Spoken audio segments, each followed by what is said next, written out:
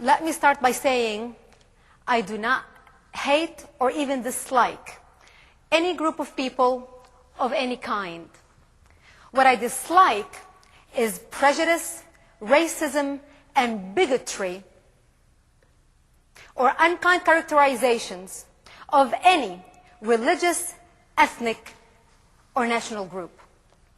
That being said, I'm going to tell you about the Middle East through my experience. I'm going to tell you my life story.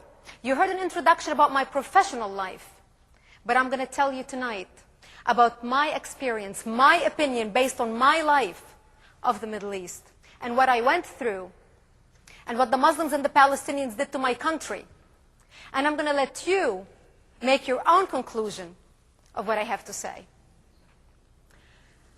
A lot of people, when they hear about the Middle East, they think the Middle East is made only of Muslims. When they hear the word Arab, they think all Arabs are Muslims. This is not necessarily true. I am a Christian Arab. In the Middle East, there are two countries that are non-Muslim. One, the Jewish state, which is fighting for its survival and existence at this time. And the other one is named Lebanon. And it was the only Christian country in the Middle East before the Muslims of Iran, the Christians, took over the country. And they are controlling it right now under Syrian occupation. When Lebanon got its independence from France in the early 40s, we prospered. We built the country. The majority of the country, the majority of the Lebanese were Christians. The Muslims were the minority. We are the descendants of the Phoenicians, so we were good in commerce.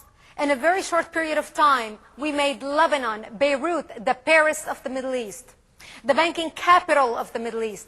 That's where all the Muslims and all the sheikhs, all the royals from the Arabic countries came to party and have a good time because my country offered them the westernization that their countries forbid. Even though I was raised in a Christian country, my country was very much under the influence of its neighbors, the Arabs. The Lebanese were trying to please their neighbors, the big Arab countries. And even though we did not have any enemy and we did not concentrate on building our military, we just concentrated on the commerce, we kind of more or less followed the Arabic propaganda that the rest of the Arabs were saying. And even though I was a Christian, I was born into a Christian family. My mother and my father were married for 22 years. They were unable to have any children. And my mother was 55 years old, and my father was 60 when I was born. Thank you.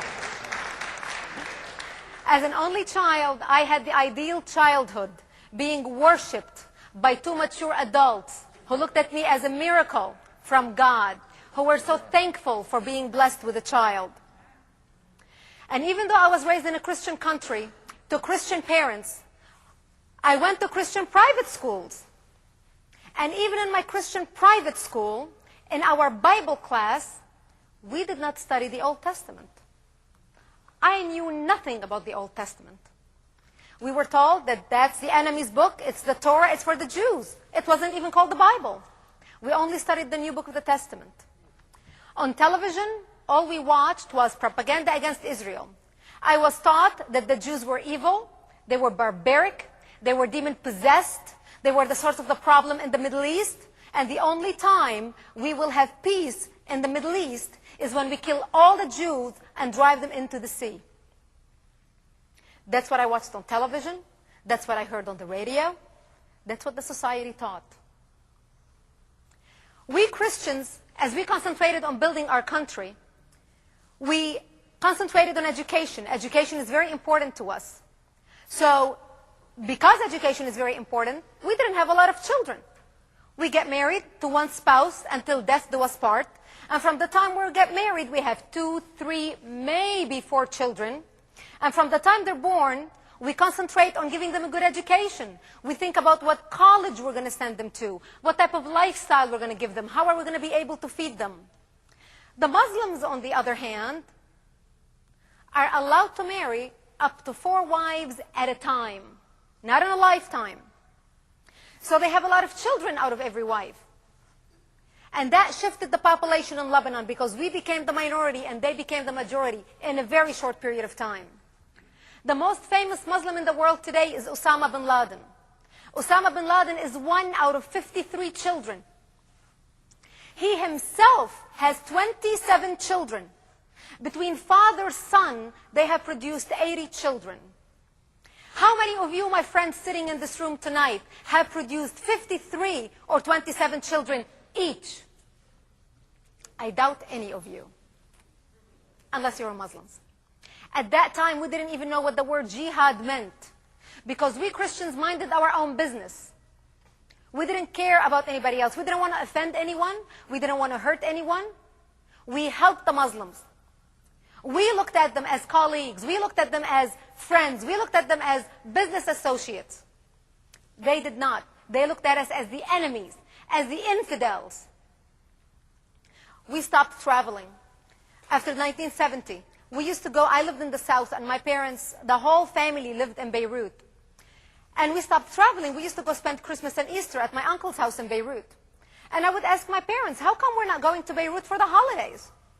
And my father would give me some line, oh, well, we decided to stay home this holiday. And you have to understand, home meant me with my mom and my dad, two mature adults. It wasn't fun. Well, the rest of the family was down in Beirut. But the reason we stopped traveling was because Muslims started checking up checkpoints on the side of the roads. And they would stop cars. And they would get people out of their cars. And they would look at their IDs.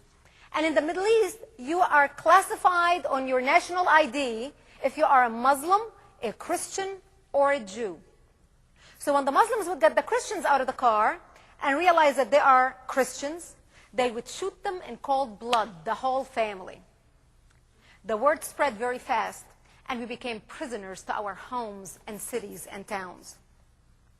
The Muslims strengthened, and in 1975, they declared jihad on the Christians. And they started massacring city after city, town after town. Damour, one of the biggest cities in Lebanon, had the biggest massacre. They killed thousands at a time. The atrocities that they were able to do was unheard of. We were stunned. They would walk into a bomb shelter and see a Christian mother and a father and a little baby hiding in the bomb shelter in a corner. They would take the baby, tie one leg of the baby to the mother and another leg to the father, and pull the parents apart, splitting the child in half. I had a very dear friend who was completely mentally disturbed. And the reason why she was mentally disturbed is because they made her slaughter her own son on her lap. They tied her to a chair, tied her son to her lap, put a knife to her hand, and made her slaughter her own son. They used to walk into the churches, urinate and defecate on the altars, and use the Bible as toilet paper. All this was going on as the world watched, and no one cared, and no one understood. No one understood. And they continued doing this. They started taking over the military bases in Lebanon. Well, I lived in South Lebanon. And as the Muslims took over all the military bases, there was one military base left in South Lebanon in the hands of the Christians. It was 50 yards above my house. And they started shelling it.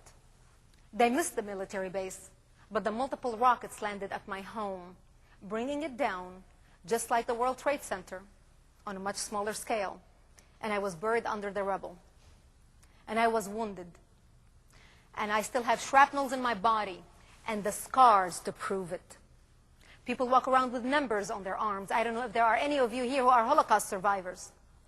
But I have my number that I look at every morning and every night, and every day I take a shower as a reminder of the hatred that can exist in the world today. I was wounded and buried under the rubble because the shrapnel cut my major artery in my arm. And they couldn't get me to a hospital. I was wounded at 9 o'clock at night. They couldn't get me to the hospital till 8 o'clock the next day. I was on my last breath. And I ended up in the hospital for 2.5 months. And I would ask my parents, laying in a hospital bed, 10 years old, why did they do this to us? And my parents would tell me, because we are Christians. We are the infidels. The Muslims want to kill us. So I knew ever since I was 10 years old that I wanted dead by the Muslims simply because I was born a Christian. After 3 surgeries, I was released and I went home. And home was no longer the home that I left, the home that I knew. Home became a bomb shelter, 6 feet underground, with no electricity, no water, and very little food. When we went into the bomb shelter, we thought the fighting is going to stop, and it's just a 2-3 week thing. We slept in cardboard boxes because my father was a businessman and he used the bomb shelter as a storage room. Well, after 2-3 weeks of sleeping in cardboard boxes, we realized we are in for a long haul. So we brought 2 mattresses from our garage and we put it in the bomb shelter.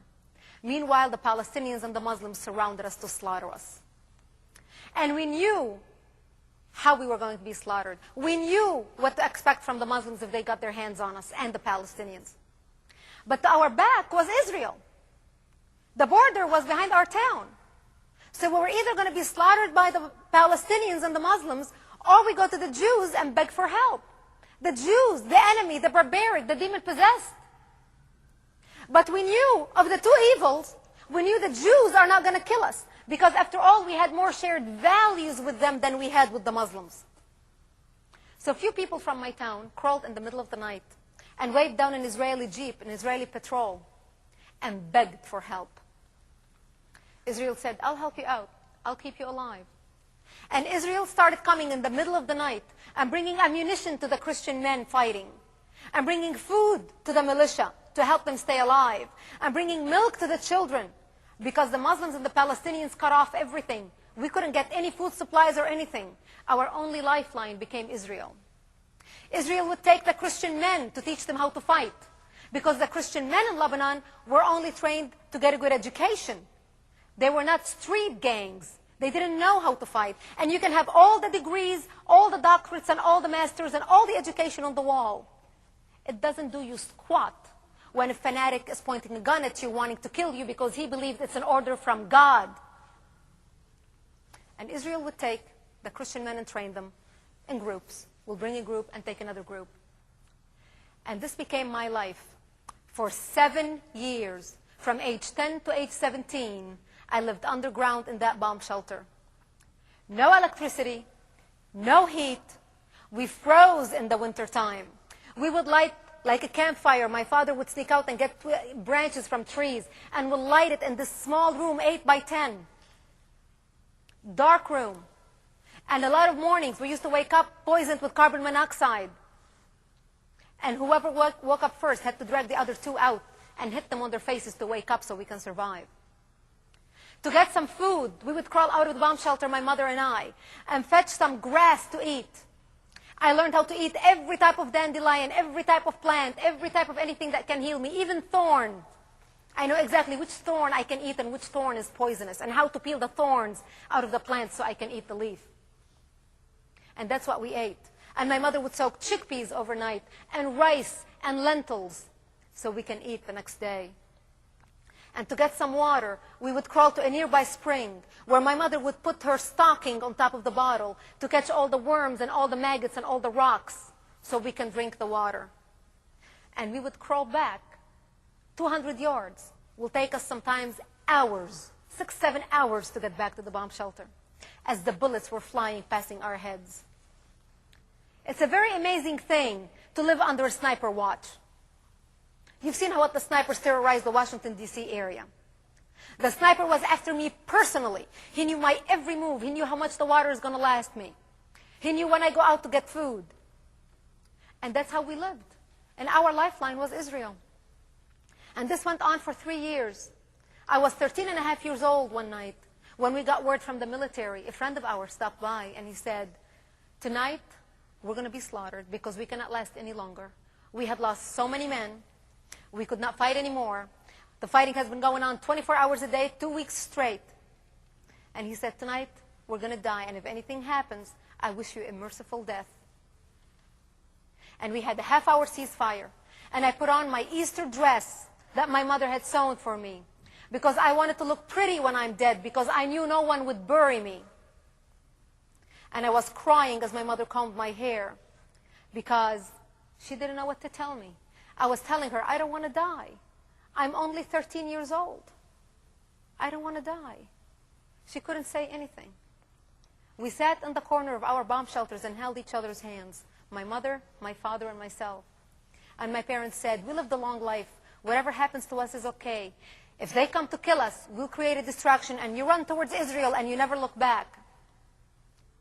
Thank God I didn't have to do that. The only reason we survived is because that night Israel came physically into Lebanon to protect the Christians. And that's how I'm alive today. And Israel set up checkpoints around our towns and kicked away the Muslims, So at least we didn't have the snipers to worry about anymore. And set up a few checkpoints around us. And this is how we lived for another 4 years. Until 1982, when Israel entered Lebanon.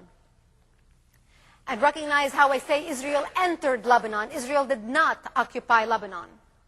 And the only reason Israel entered Lebanon is because Syria had gotten involved in the war under the auspices of a peacekeeping force. And Syria used Lebanon to shell Israel.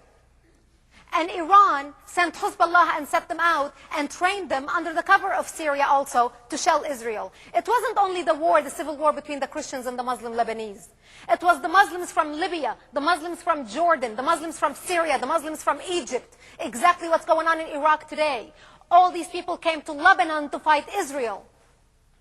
And they were shelling Israel. To the point where all the northern borders of Israel, the people lived in bomb shelters just like us. Their lives ceased to exist. And Israel entered Lebanon just far enough to push the Syrian artillery far enough that the Syrian bombs would not reach Israel. And they went all the way to Beirut. You know, Lebanon is a very, very small country. It doesn't take much for artillery range to reach Israel. During that, my mother became wounded by a Muslim shell as the Muslims were shelling us frantically. The Muslim shell fell in front of my bomb shelter and my mother became wounded. And we had no place to treat her but Israel, because Israel is our only lifeline. And before we left the bomb shelter, my father gave me $60.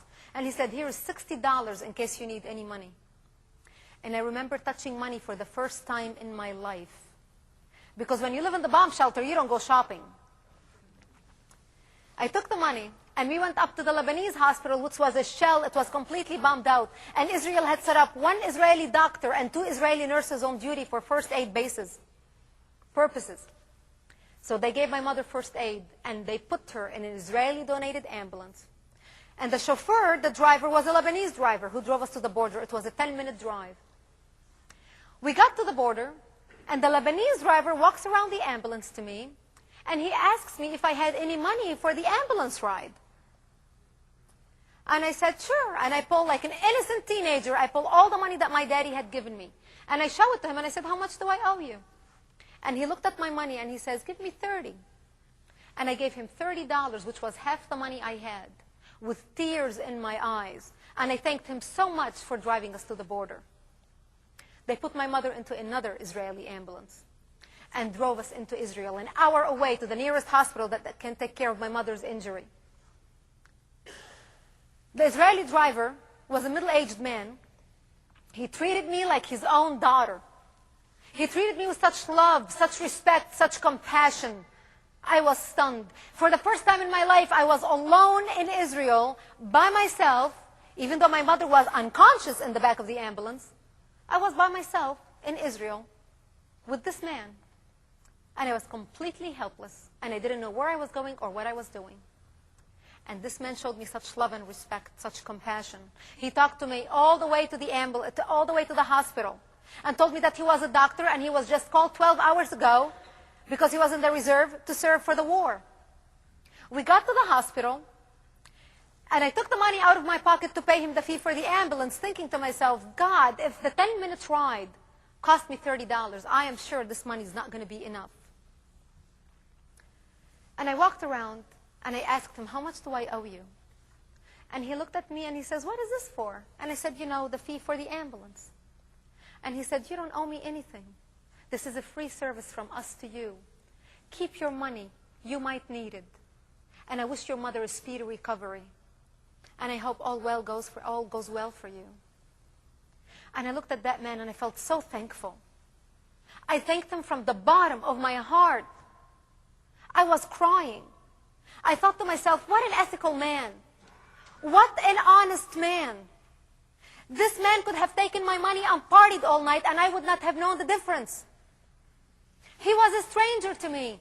I was a stranger to him. Yet he didn't. And I became so angry because I realized the Lebanese driver, who's a friend of the family, stole my money. He robbed me. That was the first lesson I learned about the difference between the Israelis and the Arabs. We got into the hospital. There were hundreds of people wounded on the floor. There were Palestinians brought in from Lebanon. There were Israeli soldiers brought in from Lebanon. There were Christian Lebanese brought in. There were Muslim Lebanese brought in. And I could not believe my eyes. I was stunned.